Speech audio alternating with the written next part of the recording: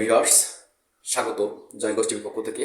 বাংলাদেশের যোগাযোগ ব্যবস্থায় নতুন এক মাইল ফলক ঘটেছে আমাদের ঢাকা টু খুলনা নতুন রেল রুট চালু হওয়ার মাধ্যমে, যেটি গত 24শে ডিসেম্বর 2024 সাল চালু হয়েছে, যেটি খুলনাবাসীর জন্য, যশোরবাসীর জন্য, নারায়ণবাসীর জন্য, গোপালগঞ্জবাসীর জন্য একটি গর্বের বিষয়।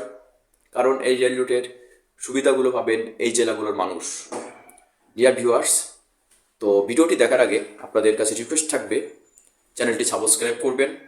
আর আমাদের খুলনাবাসীর যে উৎসাহ, কত খুশি হয়েছে আপনারা একটি ভিডিওর মাধ্যমে সেটি দেখুন, তারপরে আমি ব্যাখ্যায় আসছি। ঐতিহাসিক একটা যাত্রার সাক্ষী হতে পারে আমরা খুবই আনন্দিত।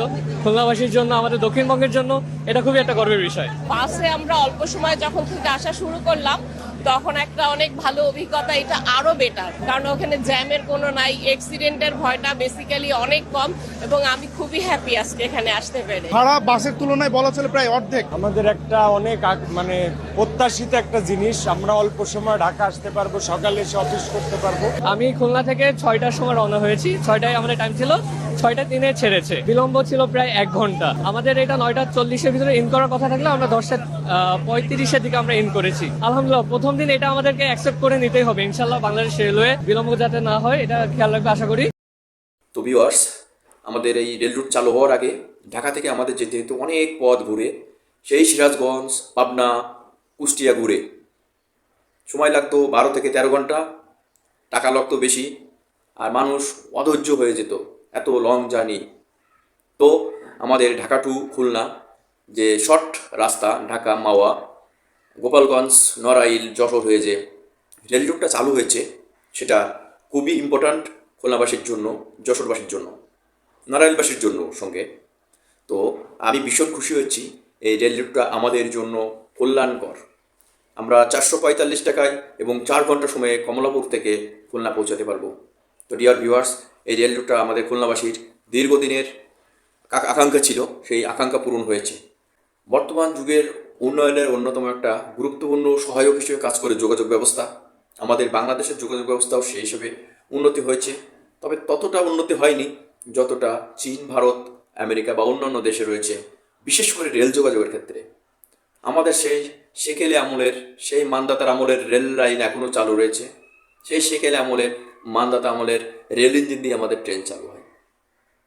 অন্যদিকে চীন, ভারত, জাপান, আমেরিকা এসব দেশে রেল চলে বৈদ্যুতিক লাইনে, আর বৈদ্যুতিক লাইনে চালু হয় এসব দেশের রেল অত্যন্ত দ্রুত গতিতে চলতে পারে, এবং আধুনিক রেল ব্যবস্থা থাকায় সেসব দেশের বিভিন্ন বড় বড় শহর থেকে পণ্য এক শহর থেকে অন্য শহরে নিতে পারে খুবই দ্রুততার সাথে।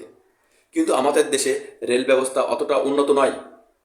90 দশকের যে রেল ব্যবস্থা ছিল, সেই রেল ব্যবস্থার আদলে এখনও পড়ে রয়েছে।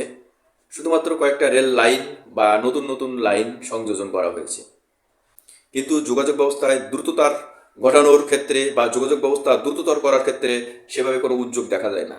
বিশেষ করে বৈদ্যুতিক রেল লাইন না হলে এখনকার দিনে দ্রুতগামী ট্রেন চলাচল করা সম্ভব না। যদিও ঢাকা শহরের ভিতরে আমাদের মেট্রো রেল চালু হয়েছে, যেটি বৈদ্যুতিক লাইন।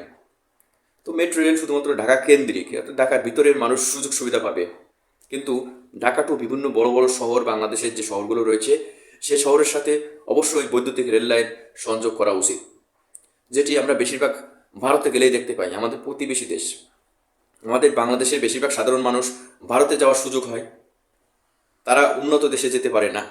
তো ভারতের রেল ব্যবস্থা দেখে আমরা যথেষ্ট উৎসাহিত হই যে আমাদের রেল ব্যবস্থা যদি এমন হতো তাহলে আমাদের অনেক ভালো হতো, আমাদের দেশে কল্যাণ হতো। বিভিন্ন শহর থেকে ঢাকা শহরে বিভিন্ন কৃষিজ পণ্য সহজে আমরা ঢাকা আনতে পারতাম। মূলত আমরা রেল ব্যবস্থায় সেকেলে যুগে পড়ে রয়েছি, আর তাছাড়া আমাদের দেশের যোগাযোগ ব্যবস্থায় অনেক এক্সপেন্সিভ। আমাদের রেল ঢাকা টু খুলনার যেটুক পথ, এটা ভাড়া অনেক বেশি। আমার কাছে সেটা মনে হয়েছে যে এটার ভাড়া অনেক বেশি। আর এদিকে খেয়াল করুন, আমি একটু উদাহরণ দিই। আমি 2019 সালে গিয়েছিলাম কলকাতা চিকিৎসা বা চেক আপের করার জন্য। তো বেনাপোল, আমাদের যশোর বেনাপোল পাহাড়ে পেট্রাপোল বা পশ্চিমবঙ্গের বনগাঁ একটা রেল লাইন রয়েছে। সেই রেল লাইনে আমি গিয়ে সেখান থেকে ট্রেনে উঠে কলকাতা গেছি, শিয়ালদা, মাত্র 20 টাকায়। দূরত্ব 72 কিলোমিটার্স রাস্তা আমি গিয়েছি মাত্র 20 টাকায়। এখনও আমি সেটা ভাবি যে তাদের দেশে রেলে এত সুযোগ সুবিধা, আর আমাদের দেশের রেল কোথায় পড়ে রয়েছে। এমনিতে আমাদের দেশের রেলের যোগাযোগ ব্যবস্থা খুবই দুর্বল। ট্রেন চলে ভ্যান গাড়ির মতো, আর ভাড়াও নাই রাজার মতো, অর্থাৎ সেবা কম ভাড়া বেশি। এটা আসলে গ্রহণযোগ্য না। আমাদের দেশের রেল ব্যবস্থা উন্নত করা উচিত, যুগের সাথে তাল মিলিয়ে চলা উচিত, যাতে সহজে দ্রব্যমূল্য নিয়ন্ত্রণ করা যায়।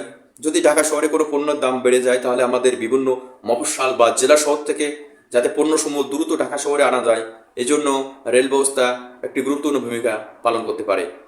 তবে সেই রেল ব্যবস্থা হতে হবে অবশ্যই যুগোপযোগী এবং বৈদ্যুতিক লাইন সংযোগ সম্পন্ন। কিন্তু আমাদের দেশের রেল ব্যবস্থা পড়ে রয়েছে সেকালের।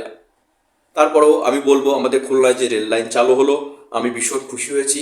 অন্ততপক্ষে 4 ঘন্টায় কমলাপুর থেকে আমি খুলনা পৌঁছাতে পারবো। আমি খুলনা জেলার একজন নাগরিক হিসেবে আমি খুবই গর্ববোধ করছি, খুব উচ্ছ্বাসিত, আনন্দিত এবং খুবই ভালো লাগছে আমার এই যোগাযোগ ব্যবস্থাটা চালু হয়ে। আমাদের Dhaka to Khulna rail line চালু হওয়ার ফলে আমরা অনেক সুযোগ সুবিধা পাবো।